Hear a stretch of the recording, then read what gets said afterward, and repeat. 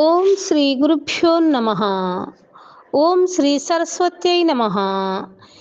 ఏవిబి సుబ్బారావు గారి ఆధ్యాత్మిక బృందం వారి సౌజన్యంతో మాఘపురాణం 30వ అధ్యాయం మార్కండేయుని వృత్తాంతము.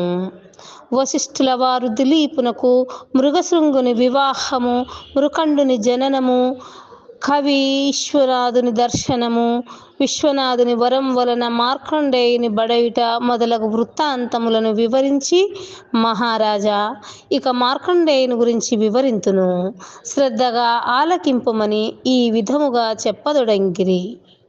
మార్కండేయుని ఆయువు 16 సంవత్సరాలు మాత్రమే.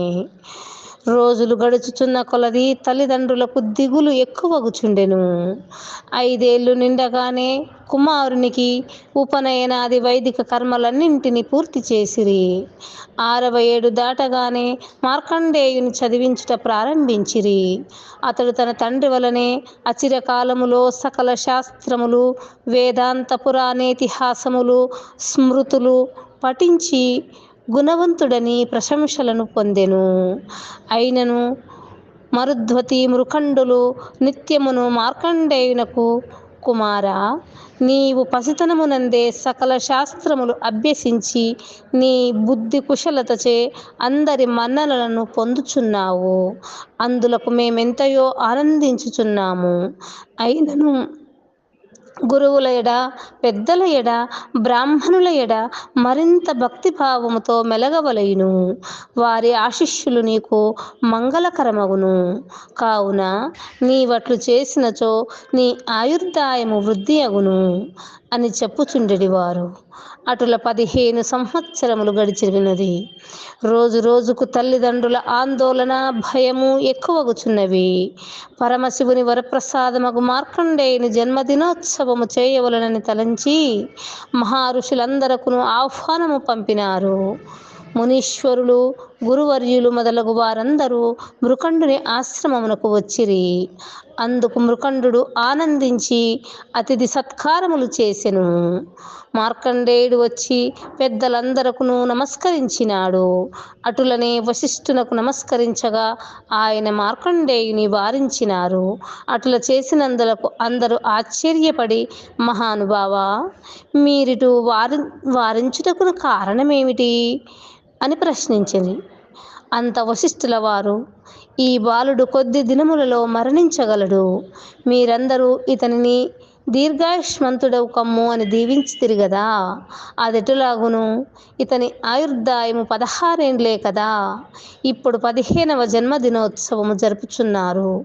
పరమేశ్వరుడిచ్చిన వరము ప్రకారము ఈతడు ఇంకొక సంవత్సరము మాత్రమే జీవించును అని చెప్పాను.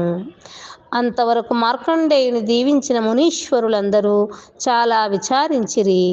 చిరంజీవివై వర్ధిల్లుమని దీవించినందున వారి వాక్కులు అసత్యములగునని బాధపడి, దీనికి మార్గాంతరము లేదా అని వశిష్ఠుల వారిని ప్రశ్నించిరి.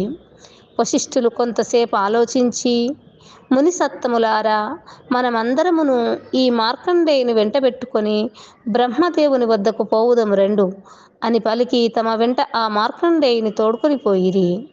మునీశ్వరుల ఆగమమునకు బ్రహ్మ సంతసించెను.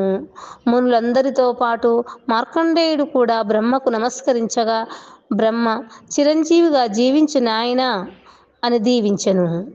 అప్పుడు వశిష్ఠ మహర్షి మార్కండేయుని జన్మ వృత్తాంతమును బ్రహ్మకు వివరించెను.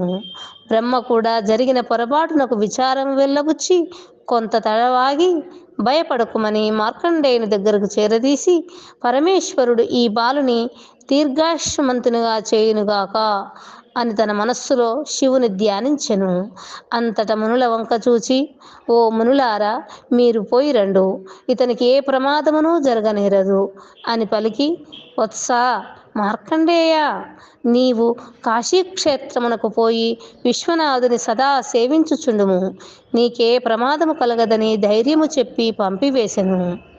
మార్కండేయుడు గృహమునకు వచ్చి తల్లిదండ్రులకు నమస్కరించి కాశీనాథుని సేవించి వచ్చెదను అనుజ్ఞనిమ్మని కోరగా, మృకండు అతని భార్యయు కొడుకు యొక్క ఎడబాటునకు కడుంగడు దుఃఖించిరి.